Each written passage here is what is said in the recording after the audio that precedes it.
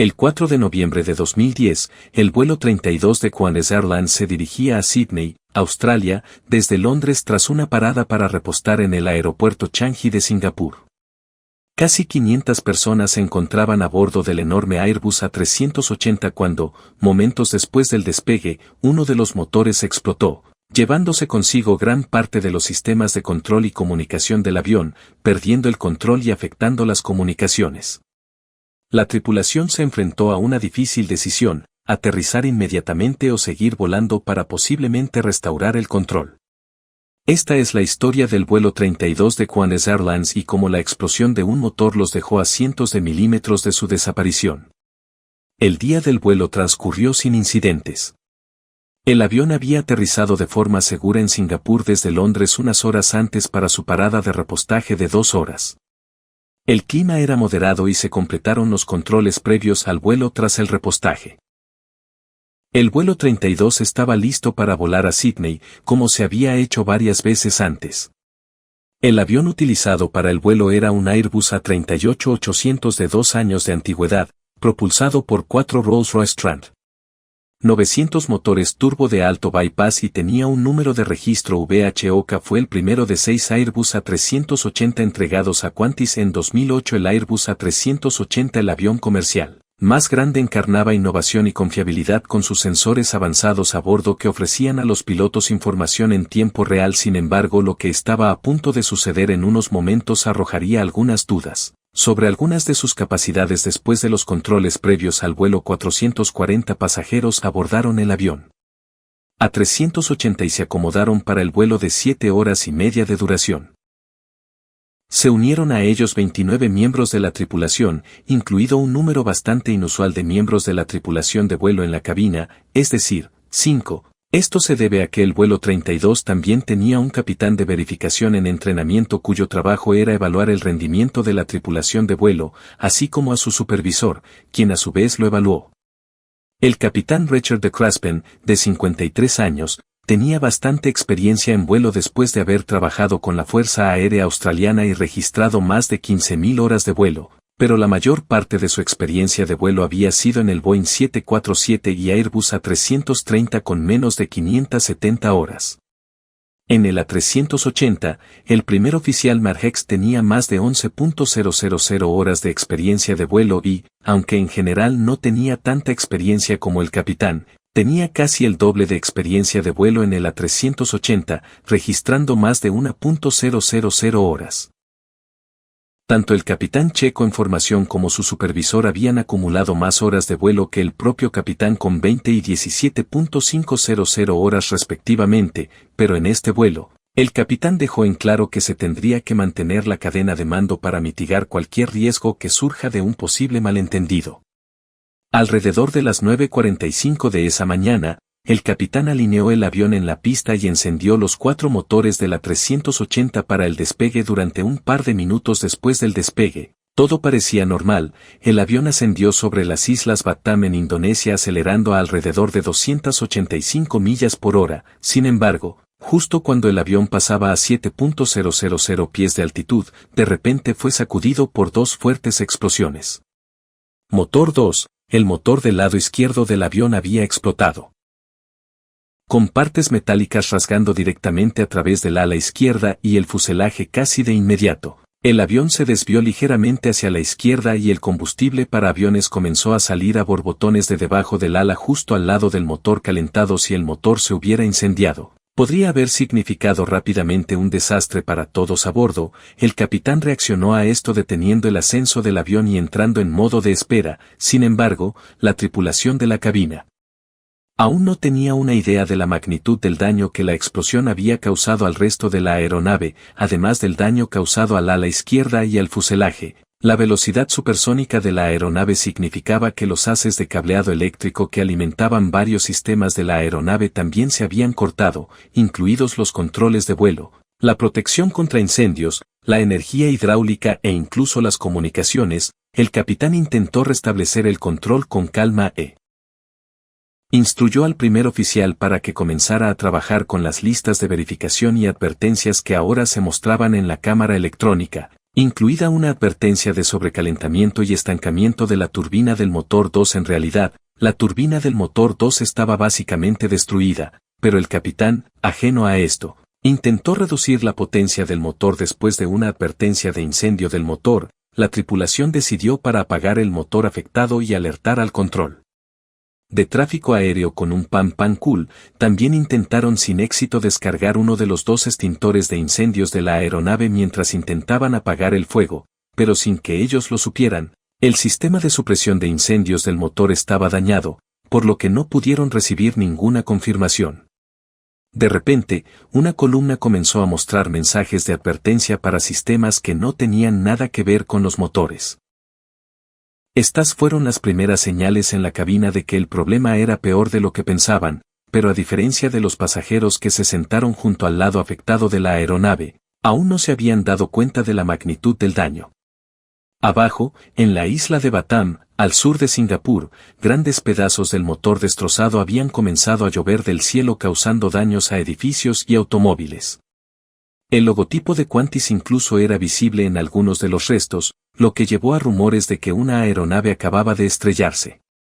En este punto, la aeronave había experimentado un conjunto tan complejo de fallas y mensajes de advertencia que habría sido difícil para los pilotos entender lo que estaba sucediendo, pero estaba a punto de empeorar. Parecía que, además del motor 2, ninguno de los 3 motores restantes estaban funcionando de manera óptima. Los motores 1 y 4 pasaron al modo degradado y los parámetros del motor no estaban disponibles para el piloto. El motor 3, mientras tanto, estaba en lo que se conoce como modo alternativo, pero parecía estar en mejores condiciones que los otros 2 motores. La incertidumbre sobre los motores creó cierta incomodidad adicional entre la tripulación de vuelo, ya que las computadoras no detectaron el estado completo de los motores. Lo último que hubieran querido era que otro o incluso varios motores fallaran antes de que pudieran regresar a Singapur. Los pilotos ahora se enfrentaban a una difícil decisión de si regresar inmediatamente a Singapur o pasar más tiempo solucionando sus problemas en el océano. Ambas opciones tenían sus riesgos, pero los 5 miembros de la tripulación finalmente decidieron que el riesgo de solucionar los problemas del avión mientras estaban en el aire era menos peligroso, ya que la aeronave era algo controlable con suficiente combustible a bordo. La comunicación con el control de tráfico aéreo también se había restablecido, por lo que emitieron su llamada pan a la aproximación de Singapur antes de solicitar ingresar a un patrón de espera para poder investigar la situación del daño. En respuesta, el controlador les autorizó a esperar sobre el océano al este de Singapur. El capitán luego entró en un patrón de espera aproximadamente 500 pies sobre el mar y se hicieron varios anuncios a los pasajeros para calmarlos e informarles de los nuevos desarrollos que incluyeron el vertido de combustible, así como el inicio de una aproximación a la pista 20C en el aeropuerto de Changi. Después de lograr lidiar con docenas de advertencias sobre los motores de la aeronave, el piloto de repente comenzó a recibir indicaciones de que uno de los sistemas hidráulicos estaba perdiendo todo su fluido. Esto habría afectado en gran medida la aproximación al aterrizaje. Lo que empeoró aún más la situación fue que el motor 3 era el único que proporcionaba energía hidráulica al único sistema hidráulico en funcionamiento. Su falla severamente habría significado la perdición debido a problemas con el sistema de gestión de combustible de la aeronave. La tripulación de vuelo tuvo dificultades para descargar combustible, por lo que la aeronave comenzó a desequilibrarse, ya que el ala izquierda ahora era 10 toneladas más liviana que la derecha. Finalmente, la tripulación de vuelo, con la ayuda de miembros adicionales de la tripulación, pudo descargar un poco más de combustible e inició la aproximación de la aeronave a la pista con las puertas del tren de aterrizaje abiertas, los slats contraídos y los flaps extendidos. Las decisiones de aterrizaje aún eran complejas, ya que las fallas del sistema afectaron la aplicación de rendimiento de aterrizaje utilizada para calcular los importantes parámetros de aterrizaje. Sin embargo, la tripulación de vuelo reaccionó aportando manualmente sus estimaciones sobre la situación basándose en la experiencia pasada. Afortunadamente para ellos, esto hizo que la aplicación funcionara. Sin embargo, cualquier cosa que no fuera un vuelo de precisión del capitán habría resultado en un sobrepaso de la pista, e incluso si la tripulación hizo todo bien, todavía existía la posibilidad de que se salieran del final de la pista, ya que la computadora simplemente proporcionó una estimación de su distancia de aterrizaje. El capitán llamó al asistente de vuelo principal y le dijo que preparara la cabina para un sobrepaso de la pista y la posterior evacuación. El control de tráfico aéreo fue informado de la fuga de combustible, así como de la necesidad de servicios de emergencia. Al aterrizar, el avión se alineó con una pista. Los pasajeros estaban preocupados por realizar una aproximación exitosa, mientras que los pilotos esperaban que sus cálculos fueran correctos para poder controlar el avión al aterrizar, garantizando la vida de las casi 500 personas a bordo. 2 horas después de su salida, el avión aterrizó a alta velocidad y el capitán frenó rápidamente utilizando el frenado manual máximo. También puso el motor 3 en empuje inverso mientras el avión continuaba planeando por la pista con el final de la pista rápidamente. Acercándose al avión masivo comenzó a disminuir la velocidad antes de finalmente detenerse a solo 150 m del final de la pista. El motor 2 se encontró dañado y varios de los neumáticos de la aeronave se habían desinflado, pero el peligro no había terminado. El ala izquierda todavía estaba arrojando combustible que ahora se extendía debajo de la aeronave y se acercaba a los frenos abrasadores de 900 grados centígrados. Si el combustible entrara en contacto con los frenos calientes, podría producirse un incendio masivo. También hubo otra advertencia del servicio de bomberos de que el motor 1 todavía estaba en funcionamiento. La tripulación intentó apagarlo, pero falló mientras el motor estaba atascado en alta potencia con toneladas de combustible para aviones esparciéndose por la pista con el riesgo de una explosión. El capitán tenía la opción de ordenar una evacuación inmediata o mantener a todos los pasajeros a bordo hasta que llegaran los bomberos. Eligió esto último, pero los preparó para evacuar en caso de un posible incendio. Los bomberos finalmente llegaron y 30 minutos después de que la aeronave hubiera aterrizado, la tripulación finalmente ayudó a los pasajeros a evacuar a través de una escalera de aire en el lado derecho de la aeronave. Afortunadamente no se perdieron vidas a bordo del vuelo ese día. Sorprendentemente, nadie resultó herido. Los pilotos no pudieron apagar el motor número 1 y permaneció en marcha 3 horas después del aterrizaje hasta que el servicio de bomberos finalmente logró detenerlo ahogándolo con espuma retardante al fuego. A la luz del incidente con el Qantas Airlines Flight 32, la pregunta principal que se hizo fue qué pudo haber causado la falla del motor bastante notable de la 380 en primer lugar y cómo un avión nuevo con un historial tan limpio pudo estar tan cerca del desastre. Los investigadores de la ATSP en colaboración con la Autoridad de Seguridad de la Aviación Civil y la BEA francesa encontraron que un gran fragmento del disco de la turbina había penetrado el borde de ataque del ala izquierda, cortando cables y luego pasando por el tanque de combustible interior izquierdo antes de salir por la piel superior del ala.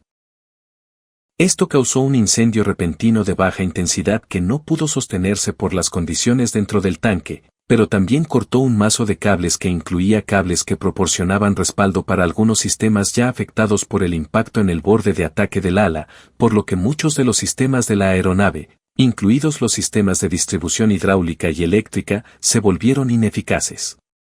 Además, encontraron que otro incendio dentro de la cubierta inferior del motor número 2 se debió a una fuga causada por una línea de alimentación de aceite lubricante agrietada por fatiga utilizada para cojinetes dentro del motor. Aparentemente, el aceite con fuga se había autoencendido y destruido los sellos, dejando que el gas caliente de la turbina entrara en espacios potencialmente peligrosos. El gas cortó fácilmente partes del motor, lo que provocó que la turbina girara sin control hasta que un disco de la turbina se rompió debido a las fuerzas de rotación y envió cientos de piezas de metralla que viajaban fast fuera de la carcasa del motor y, afortunadamente, no penetraron en la cabina de pasajeros. Este suceso es lo que se llama una falla de motor no contenida. La causa principal de esta falla se encontró que era un defecto de fabricación en las tuberías de aceite del motor de Rolls-Royce. La ATSB afirmó que un avellanado desalineado fue la causa de la grieta que provocó el incendio. También se encontró que el motor no había recibido el mantenimiento adecuado y que su diseño no había incluido la protección adecuada contra fugas de aceite. Como resultado, se ordenaron que se realizaran inspecciones en todos los A380 y la ATSB solicitó a Rolls-Royce que abordara el problema. Rolls-Royce emitió un comunicado de prensa diciendo que el problema era específico del motor Trent 900 y que la falla se limitó a un componente específico en el área de la turbina del motor. Al final, La aeronave que tenía los motores Trent 900 afectados tuvo que ser puesta a tierra para que las aerolíneas revisaran los motores o los reemplazaran. Rolls-Royce estaba en para pagar a Qantas alrededor de 100 millones de pesos en compensación después de las inspecciones. 53 de los motores Rolls-Royce Trent 900 fueron retirados de servicio y no ha habido otro incidente similar en el A380 desde que la aeronave involucrada en este incidente fue reparada a un costo de 145 millones de pesos con los 4 motores y el ala izquierda cambiada. Según se informa, todavía está volando con competencia hoy. La ATSB también usó el incidente como una oportunidad para ampliar su base de conocimiento sobre los peligros de la falla no contenida del rotor del motor para incorporar el conocimiento en el material de asesoramiento de certificación de fuselaje para minimizar incidentes similares en futuros diseños de aeronaves a pesar del potencial de desacuerdo debido a la cantidad de miembros de la tripulación en la cabina. Todos los pilotos mostraron un notable trabajo en equipo y toma de decisiones que llevaron a que su heroísmo se describiera como uno de los mejores. Ejemplos de destreza aérea en la historia de la aviación. El capitán incluso fue galardonado con la Orden de Australia por su increíble vuelo y profesionalismo en una emergencia. El vuelo 32 de Qantas Airlines se consideró un punto de inflexión en las regulaciones de seguridad y mantenimiento de la aviación y se convirtió en un caso de estudio en la capacitación en seguridad de la aviación. El incidente fue un recordatorio de la importancia de los pilotos capacitados y bien entrenados en situaciones de emergencia, así como la importancia del diseño y las pruebas adecuados durante la fabricación de equipos vitales. Entonces, ¿cuáles son sus pensamientos sobre el heroísmo del piloto, así como los problemas del motor de Rolls-Royce que parecen haber continuado hasta el día de hoy? Por favor háganoslo saber en los comentarios a continuación. Hasta la próxima, cuídese.